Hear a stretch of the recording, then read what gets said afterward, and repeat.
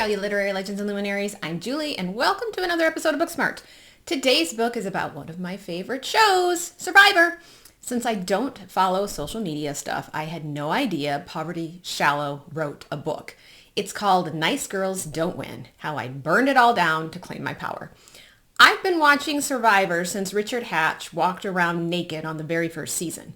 It's the only show I have to watch the night it airs. I may start at 20 minutes or so after it begins so I don't have to sit through commercials, but under no circumstances can I miss it. I even switched my cleaning day to Wednesdays so that when I sit on the couch at about 7:20, it's heaven.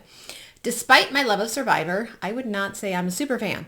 I am not a super fan because I cannot name contestants and seasons. I remember the earlier seasons much more than the later ones, and I can name key players like Boston Rob and Ozzy, and I remember that woman who ended up alone on her tribe because they kept losing, but I can't remember her name. I'm that kind of fan. Even when I bought the book at Barnes & Noble, the woman at the checkout, who was much younger than me, went on and on about how she couldn't wait to read the book and about the Black Widow Alliance and all these other contestants. I was just standing there going, yeah.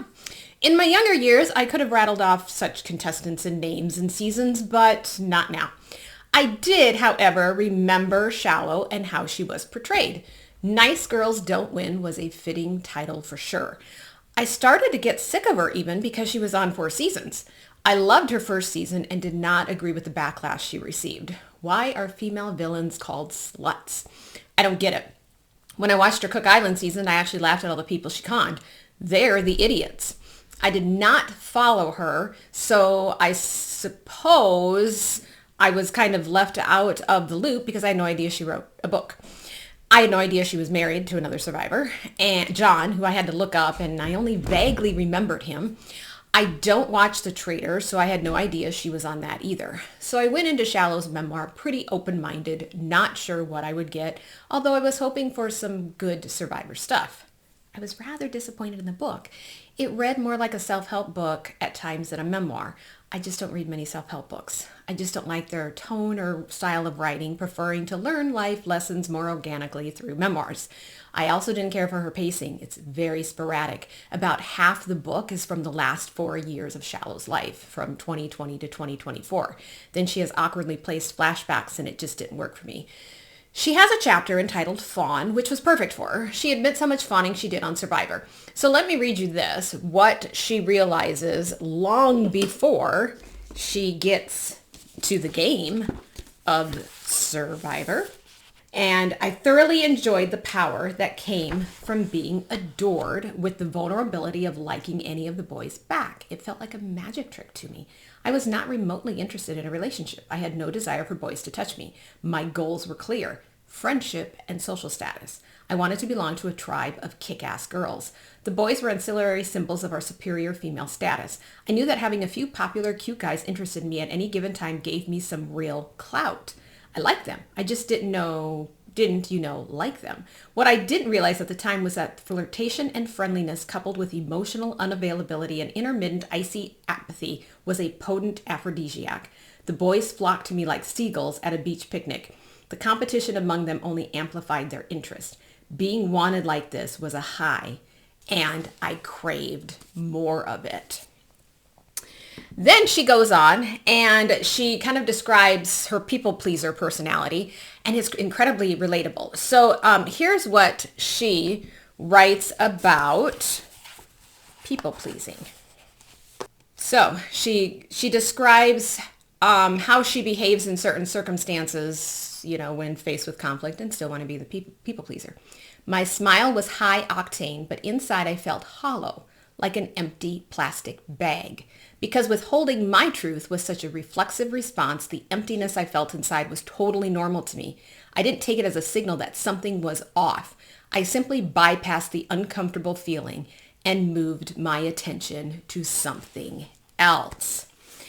And then later on in the book, we get to read about how she bottled up all her anger and it would just explode. It's partly a result of sacrificing your own needs and wants to avoid conflict. I call it my rule of 100. 99 times I won't say anything and I'll just go with the flow, but that 100th time I'm putting my foot down, which then gets everyone else so mad at you. for putting your foot down. I don't experience the rage that Shallow describes. Mine is more tears and passive-aggressive obsessing. But her reaction then to Jonathan's betrayal makes a lot more sense on Survivor. So it's interesting to look at her Survivor choices in a new light. And speaking of Survivor, one thing about her Survivor reflection was that she got so mad when Jonathan betrayed her, but then she doesn't seem to understand the jury's bitterness at calling her out on her behavior. I would have liked to have seen the contradictory nature, her reflection of the contradictory nature of that. Yes, they took it to an all-new personal level, but kind of so did Shallow. I got very mad when I read about the media backlash after Shallow won Survivor. First of all, it proves my point to not read the celebrity gossip nor follow social media because it's all just so horrible. But let me read what she wrote about it, and it's just really unfortunate. Okay, so stuff is getting posted online. It was horrifying, but totally normal. No one said it was wrong. No one stood up to me or any of the women. Other women who, Perez, I don't know, is it Perez? Perez was insulting. I don't know. I don't know him well enough to know how to say his name. Instead, people laughed. We were all big slutty jokes. Now when I think about it, I can see slut shaming for what it is. A tool of oppression with the objective of shaming and silencing women. But back then I didn't have this perspective. Instead, I internalized the shame. The message I received, it's dangerous to be powerful, successful, and sexy, if you're a woman. I didn't understand how women were supposed to embody strength if a strong woman was so threatening. Though I had just won one of the hardest game shows in the world, I didn't feel like a winner. I felt like my core was rotten. I wanted to run and hide, make myself invisible, just disappear. Ugh. And I look at that and, you know, she should have just rubbed that $1 million in their faces. I mean, really. She brings up a good point. It's dangerous to be powerful, successful, and sexy. And on a side note, I didn't know female celebrities fawn over social influencers so that they aren't targeted. How shameful the whole thing is. I was surprised to read about her trouble with money, especially after you win $1 million. I don't understand celebrities and their money. Shallow won that $1 million and had multiple times on Survivor, which led to many other job opportunities, yet through most of the book she complains about not having money. I don't get it. But anyway, Shallow has read a lot of self-help books and trauma books and speaks highly of The Body Keeps the Score. I haven't read that one, but I feel like I don't need to because that book has become the go-to for explaining trauma as Save the Cat is for movie scripts. It's in every single memoir, I swear. I get it, but sometimes I think we're watering down the meaning of words and throw buzzwords around because they're buzzwords. I did enjoy reading how Shallow healed, how she listened to her body and whatnot. Shallow eventually becomes a life coach, which then kind of explained her writing style. I felt like I was having to endure life coach gibberish at times, which I could have done without. A whole chapter is dedicated to her one time on The Traitors, whereas her multiple times on Survivor is really not developed at all. You just get these little pieces hither and thither. So that was disappointing. I didn't understand her reasoning behind the stuff she developed and the stuff she didn't. Shallow dates a doctor after her divorce, and we get a whole bunch of details that don't seem all that important. And then stuff that does seem important, like motherhood or her divorce, keep getting randomly mentioned in intermittent spots, but not developed into the context of the story, if that kind of makes sense. For me, the book didn't have the memoir narrative that I was hoping for, and it sounded too self-help-like. Its pacing and randomness with details and developments didn't help. If you're wanting a bunch about Survivor, you're not going to get significant Survivor details, and Nice Girls Don't Win. If you really enjoy memoirs like I do, Nice Girls Don't Win is not really that kind of memoir.